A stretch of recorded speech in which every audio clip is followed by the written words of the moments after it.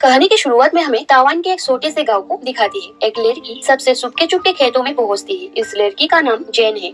वहाँ वो किसी को धीमी आवाज में पुकारने लगी है। अंदर से एक लड़का बाहर आता है। ये कोई और नहीं, उसका खुद का भाई यूनोन है। यहाँ वो बताने लगती है कि घर पर 2 पुलिस वाले तुम्हारी खबर लेने आए थे, लेकिन माँ ने उन्हें कुछ नहीं बताया। यहाँ हमें पता चलता है कि ये कहानी 1950 के समय की है। उस समय ताइवान में केएमटी की गवर्नमेंट थी। ये वो दौर था जिसे ताइवान के हिस्ट्री में व्हाइट टेरर के नाम से भी जाना जाता है। केएमटी की गवर्नमेंट को डर था कि चाइना की कम्युनिस्ट पार्टी देश में घुसपैठ कर रही है। इस डर से उन्होंने हर उस व्यक्ति को निशाना बनाया, मारा और जेल में डाला जो सरकार के खिलाफ बोलता था या उन्हें उन पर विरोधी होने का शौक होता था। जेन का भाई यूनन भी इसी पॉलिटिक्स का शिकार हुआ है। शायद उन्होंने उसके दोस्त को भी पकड़ लिया था, तभी वहाँ उसे किसी के कदमों की आहट महसूस हुई और वो सतर्क हो गया। उसने जेन से कहा कि माँ और भाई का ख्याल रखना। इतना कहते ही वो वहाँ से भागने लगा, क्योंकि पुलिस को उसके यहाँ छिपे होने का खबर लग चुकी है। 2 पुलिस ऑफिसर उसका पीछा करने लगे। यहाँ से हम देखते हैं कि 1 साल का वक्त गुजर गया, लेकिन यूनन की कोई खबर नहीं और न ही उस दिन के बाद वो कभी घर लौट आया। हम जेन और उसके छोटे भाई को देखते हैं। यहाँ हमें पता चलता है कि जेन के माता पिता की मौत हो चुकी है। अब दोनों भाई बहन अपने अंकल के साथ रहते हैं।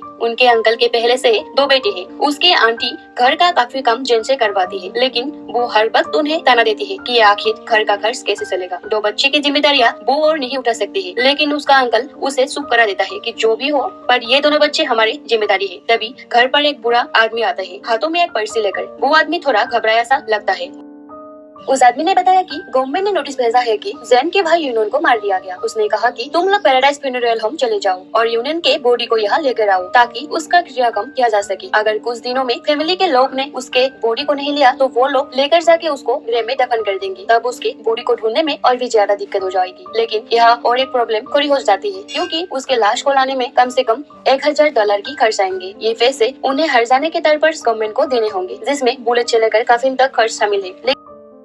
लेकिन इतनी रकम सुनने के बाद जेन के अंकल को और टेंशन हो जाती है, क्योंकि ये बहुत ज्यादा पैसे है। अंदर बैठी जेन ने उसकी सारी बातें सुन ली और वो रोते हुए भागकर अपने माता पिता के कब्र पे चली गई। उसका अंकल भी पीछे पीछे वहाँ आ गया। उसने कहा कि यूनन को लाने में कम से कम $1000 लग जाएंगे, जो कि मुझ जैसे गरीब के लिए तो बहुत ज्यादा है। इतने पैसे में इस परिवार के साल भर का खर्च निकल जाएगा। हम देखते हैं उसके अंकल को यूनन के मरने का बहुत दुख था, लेकिन परिवार के बॉस के दबाव से उसके लिए कुछ नहीं कर सका। उसने उस नोटिस को वही फेंक दिया।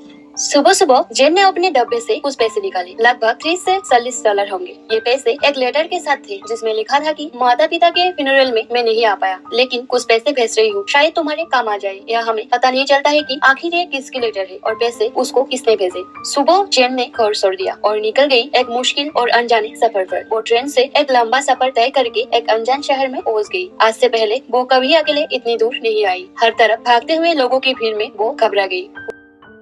वहाँ उसने एक लेडी से पैराडाइज फ्यूनरल होम का पता पूछा। उस लेडी ने बताया कि ये जगह तो यहाँ से बहुत ही दूर है। ये सुन के जेन वहाँ से जाने लगती है। तभी वही पास बैठे एक लड़का ने उसकी सारी बातें सुन लेती है। उसने जेन को अपने पास बुलाया और भरोसा दिलाया कि वो उसे उस जगह तक पहुँचा देगा। उसने कहा कि उसके अंकल की गवर्नमेंट ऑफिशियल में काफी पहचान है। वो उसके भाई के बॉडी को दिलवाने में मदद करवा सकता है, जिसके लिए शायद उसे एक पैसा भी ना देना पड़े। लेकिन जेन को उस इंसान पर भरोसा नहीं होता, क्योंकि उसके बात करने का तरीका थोड़ा अजीब लग रहा था। लेकिन जेन के पास भी पैसे नहीं थे, इसलिए उस पर भरोसा करके उसके साथ चली गई।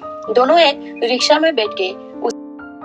उस रिक्शा वाला ने उन्हें एक जगह ले जाकर उतार दिया। शायद यही उस लड़का के अंकल का घर है। वहाँ उसने जेन को अपने अंकल से मिलवाया और दोनों एक दूसरे को देखकर अजीब तरीके से हंसने लगे। जेन कुछ समझ पाती इससे पहले ही उसे घर के अंदर धक्का देकर उसने दरवाजा बंद कर दिया। यहाँ उन्होंने उसके हाथ पैर बांध दिए। यहाँ हमें पता चलता है कि ये दोनों लड़कियों का ब्रोथल में बेचने का व्यापार करते हैं, जो लड़कियों की बोली लगाकर उन्हें ब्रोथल में बेच दिया करते हैं। यहाँ हम देखते हैं तभी बाहर दरवाजे पर टकने की आवाज सुनाई देती है। बाहर वही रिक्शा वाला खड़ा था, क्योंकि जेन अपना बैग उसके रिक्शा में भूल गई थी। वो वही बैग लौटाने यहाँ आया था। उसने कहा कि उस लड़की को यहाँ बुलाओ, लेकिन उस लड़का ने कहा कि यहाँ कोई लड़की नहीं है। तभी अंदर से जेन की सीखने की आवाज सुनाई देती है और वो सीधा अंदर गया। उसने उस लड़का के सर पर पत्थर से मार के उसको बेहोश कर दिया और उसके बाद जेन की बंधी हुई रस्सियों को खोला। खोलते ही वो वहाँ से भागने लगी।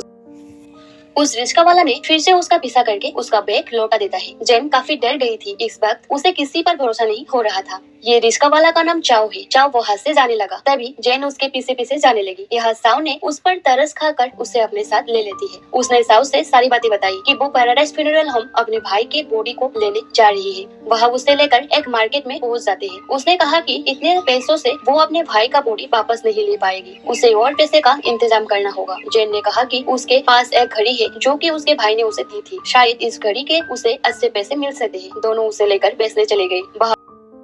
लेकिन उस घड़ी के सिर्फ उन्हें $90 ही मिलते हैं, जो बहुत कम थे। अब भी कुल मिलाकर $50 से भी बहुत कम पैसे थे। चाओ उसे लेकर जुआ खेलने के लिए चला जाता है, क्योंकि ये वही जगह है जहां वो कम समय में ज्यादा पैसे बना सकते हैं। शुरुआत में जेन ने तो 2-3 बाजी जीत जाती है, लेकिन उसके बाद वो सारे पैसे हार गई। दोनों निराश होकर वहाँ से बाहर आते हैं।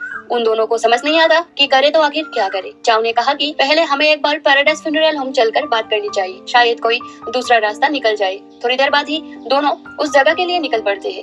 वहाँ उन्हें एक आदमी मिलता है। उससे शव के बारे में पूछने पर उसने कहा कि कल आना, क्योंकि आज शाम हो चुकी है और फ्यूनरल होम बंद हो चुका है। चाओ ने उससे एक और आदमी की लाश के बारे में पूछा, लेकिन वो आदमी उनसे किसी भी बात का जवाब नहीं दिया।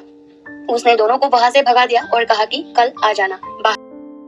बाहर आते ही जेन ने साओ को पूछा कि आखिर वो किस शख्स की लाश के बारे में पूछ रहा था। यह चाओ बताते हैं कि वो शख्स उसके साथ आर्मी में था और दोनों बहुत अच्छे दोस्त थे। आर्मी छोड़ने के बाद चाओ रिक्शा चलाने लगा।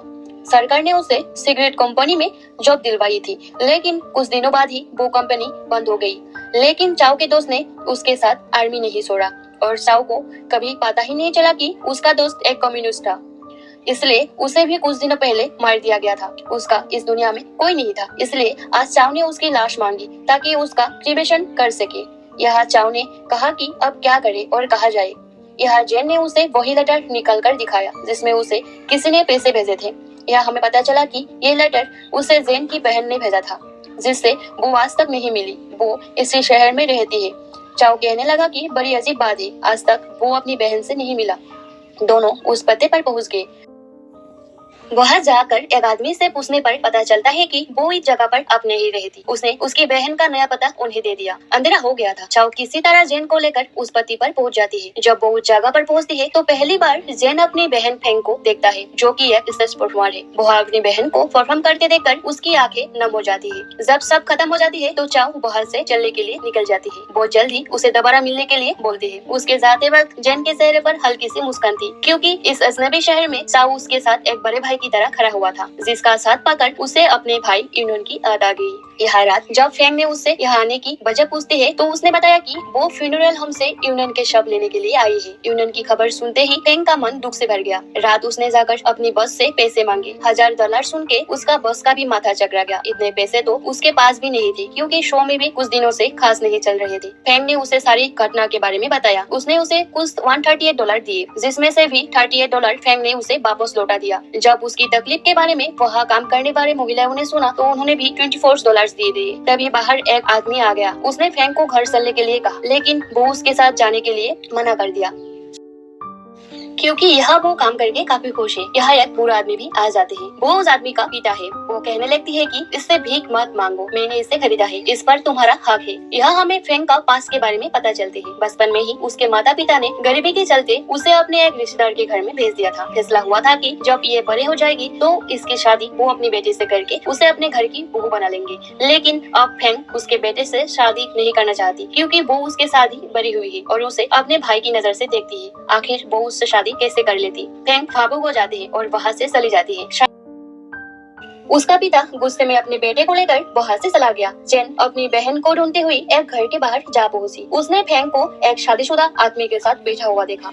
उसके पत्नी और बच्चे घर पर नहीं थे। यहाँ फेंग चाहती है कि वो उसे पूरी तरह से अपना ले। तभी जेन को देखकर कुछ लोग जोर शोर चिल्लाने लगे और वहाँ से भागकर एक बार में जाकर जेन छिप गई। उस रात चाओ उस घड़ी वाले शख्स के पास जाते हैं। वहाँ उसने उस बेची हुई घड़ी में से अपना हिस्सा मांग लेते हैं, लेकिन बाद में उसे ना जाने क्या हुआ, उसने कहा कि ये घड़ी मुझे वापस दे दो।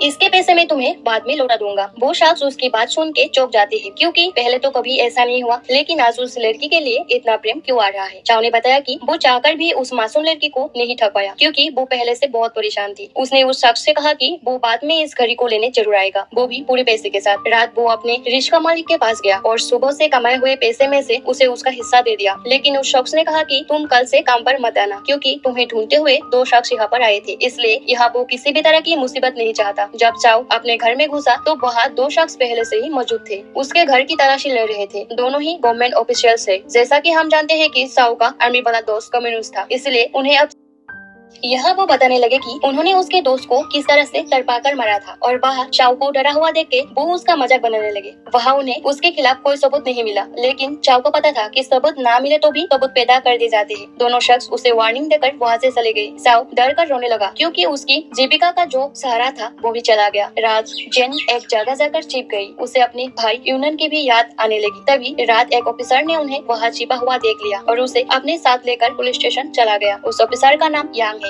वहाँ वो पूछताछ करने लगा कि आखिर उसके पास इतने पैसे कहाँ से आए। यहाँ जेन ने उसे सारी बात बताई कि वो अपने भाई की बॉडी को लेने के लिए आई थी। यहाँ जेन उन पर आरोप लगाने लगी कि उन्होंने ही उसके बेकसूर भाई की हत्या कर दी। इतना सुनते ही एक ऑफिसर पीछे से आया और अपना बेल्ट निकाल कर उसे बुरी तरह से मारने लगा। किसी तरह यंग ने जेन को बचाया, लेकिन अब वो काफी डर गई थी। तभी वहाँ पुलिस और एक आदमी को अपने साथ लेकर आ गई जो नशे के हालत में था। वही रात में पुलिस जिस आदमी को पकड़ कर ले आई थी वो और कोई नहीं बल्कि चाव था, जिसने रात में नशे की हालत में किसी से मारपीट की थी। वह चाव और जेन ने एक दूसरे को देखकर बहुत ही खुश हो गए। हम देखते हैं ऑफिसर यांग एक अच्छी इंसान है। उसने जेन को खाने के लिए ब्रेड दिया और उसका सामान देकर कहा कि अब वो यहाँ से जा सकती है, लेकिन अभी फ्यूनरल होम जाने के लिए उनके पास पैसे बहुत कम पड़े थे। उसके पास फेंक द्वारा दिए गए कुछ ही डॉलर थे। यह जेन चाव को बताते हैं कि कल जिन 2 शख्स ने उसे पकड़ा था वो उसे $800 में बेचने की बात की थी। चाव ले जाकर उसे किसी बोतल में बेचते। उसके बाद जो भी पैसे उसे मिले वो उन पैसों से उसके भाई के बॉडी को वापस उसके गाँव लेकर चला जाए। यह चाव उसकी बात सुन के अंदर से हिल जाते हैं और कहने लगते हैं कि वो ऐसा नहीं कर सकता क्योंकि उसे इस बात की कोई जानकारी नहीं। तभी वो एक महिला के पास छुड़ाने की कोशिश करता है, लेकिन नहीं कर पाते। किसी बात को लेकर दोनों की बीच कहासुनी हो जाते हैं और चाव वहाँ से जाने लगते हैं। तभी उसे सामने 2 शख्स अपने पास बुलाया। ये और कोई नहीं बल्कि उन्हीं 2 एजेंट्स थे जो उस रात उसके घर पर आए थे। उसने कहा कि मेरा एक काम कर दो, मैं तुम्हें पैसे दे दूंगा। उसने बताया कि पास में ही एक क्लिनिक है। 2 साल पहले उस डॉक्टर को मार दिया गया था और अपने पीछे वो अपनी पत्नी और 2 बच्चे को छोड़ गया। उसने कहा कि जिस आदमी ने उस डॉक्टर की हत्या की थी वो हर दिन इसी वक्त उस डॉक्टर की वाइफ से मिलने यहाँ आता है। आज वो शख्स फिर आएगा। यहाँ उसने चाव से कहा कि तुम इस शख्स की हत्या कर दो। उसने उसी वक्त चाव को पैसे भी निकल कर दे दिए। तभी वो शख्स वहाँ आ गया। ये शख्स और कोई नहीं उसके साथ वाला सीनियर एजेंट है जो उस रात उसके घर आया था और इस एजेंट का बॉस भी है। उसे वहाँ देखकर चाव का गला सूख गया। यह उस शख्स ने चाव से बताया कि इस शख्स के साथ 3 सालों से काम कर रहा हूँ, लेकिन जब भी उसके सामने जाता हूँ मेरे हाथ पैर कांपने लगते हैं, इसलिए ये काम तुम करो। यह चाव ने ये काम करने से मना कर दिया, लेकिन तभी उसने कहा कि इसी शख्स ने तुम्हारे दोस्त को तड़पा कर मारा था और ये इंसान इतना ज्यादा बेरहम है कि जिसकी तुम कल्पना भी नहीं कर सकते। घर के अंदर जाने से पहले उसने सभी पैसे जेन के हाथ में दे दी, जिससे वो जाकर अपने भाई की बॉडी ले जा सकेगी। उसके बाद चाव ने उसे वहाँ से चले जाने को कहा। चाव उस घर में उसे मारने के लिए नाइफ लेकर घुसा, लेकिन तभी वो महिला उसे देखकर चिल्लाने लगी और वो एजेंट उस पर टूट पड़ा। यहाँ वो चाव पर गलियां चलाने लगी। तभी बाहर खड़ा उस शख्स चाव की जान बचाने के लिए आ गई, लेकिन उस एजेंट ने उस शख्स के सीने में सारी गोलियां उतर दी। चाव वहाँ से भाग गया। जेन घर के बाहर खड़ी थी। वहाँ से दोनों फ्यूनरल होम पहुँच गयी। वहाँ उसने रखी हुई बॉडी उन्हें दिखाई, लेकिन उसमें उसके भाई का शव नहीं था। यहाँ उस शख्स ने कहा कि 2 दिन पहले यहाँ से कुछ बॉडीज को बेच दिया गया था, जिसे डाटा में रिकॉर्ड नहीं किया गया। पूछने पर उसने कुछ नहीं बताया कि आखिर वो उसके भाई के शव को कहाँ लेकर गए थे। चाव ने उसे कुछ पैसे दिए और बताने के लिए कहा। उसने बताया कि वो उसके भाई के बॉडी को मेडिकल कॉलेज में लेके गए हैं, जिस बॉडी को स्टडी पर्पस के लिए इस्तेमाल किया जाएगा। दोनों बाहर आकर मेडिकल कॉलेज का पता लगाने जाने लगी। तभी उन ट्रैफिकर्स के गैंग ने उन पर अटैक कर दिया। उसी वक्त वहाँ पुलिस आ गई और उन्हें पकड़ लिया। पुलिस स्टेशन में उसकी बहन फेंग उसे लेने आ गई। उसी वक्त वहाँ वो एजेंट भी आ गया जिसे मारने चाव उस दिन उसके घर में घुसा था। चाव को पता चल गया कि अब यहाँ से उसकी कहानी खत्म हो चुकी है।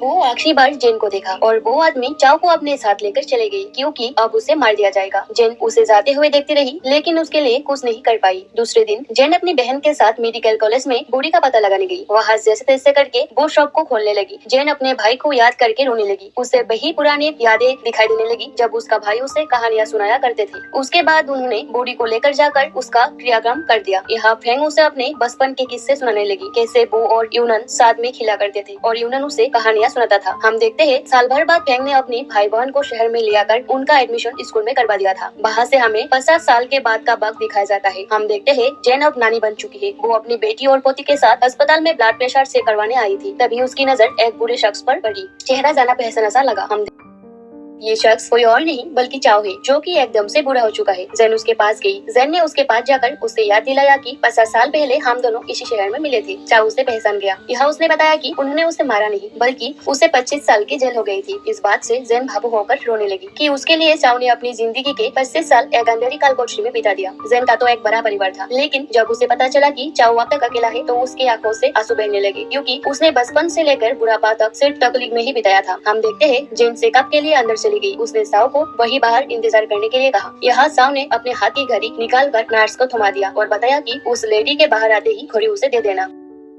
हमें पता चलता है कि ये घड़ी वो घड़ी तो नहीं थी लेकिन उससे मिलती जुलती जरूर थी। उसके बाद चाव वहाँ से चला गया और कहानी यही खत्म होगी। तो दोस्तों ये थी द फोगी टेल मूवी की कहानी। आप लोगों को कैसे लगी? अगर अच्छी लगी हो तो एक लाइक जरूर करना और चैनल को सब्सक्राइब भी कर लेना। फिर से मिलेंगे ऐसे ही नई नई कहानी के साथ।